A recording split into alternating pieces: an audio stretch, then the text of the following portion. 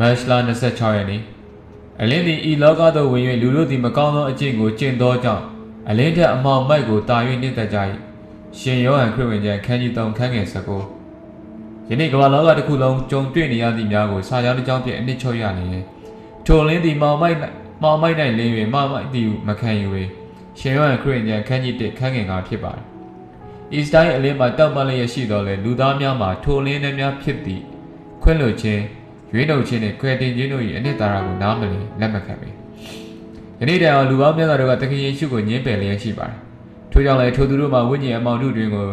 ဒလိမ့်ကဝေကြပြီးတော့ပျက်စီးခြင်းတရားစီရင်ခြင်းနှင့်အပင်ငယ်သို့ရောက်မည်ဖြစ်ပါတယ်အမောင်ကဘာမှကဘာကိုဖန်ဆင်းစဉ်ကပင်ဖျားခင်ကအလင်းဖြစ်စေကိုမိန့်တော်ရှိ၍အလင်းဖြစ်လေ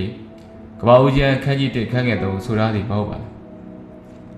ဒီအမောင်တို့ဖုံးနေသောတစေတစ်ပိုင်းတုံဆိုင်ရက်တက်နေသောအတိတရားကင်းမဲ့နေသောဝိညာဉ်ကိုအလင်းထိုးပေါက်ဝင်ရောက်နိုင်ရန်ဘုရားခင်ကတတ်နိုင်ပါတယ်။သို့သော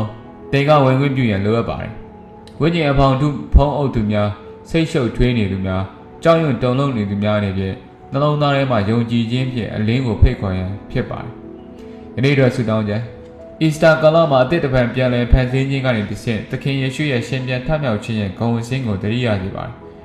မောင်ဝါဖြစ်နေတဲ့ကျွန်တော်ရဲ့ဝိညာဉ်တော်နှလုံးသားကိုသခင်ယေရှုရဲ့အလင်းအားဖြင့်ထွန်းလင်းစေပါမည်အကြောင်းဆုတောင်းပါတယ်။အာမင်။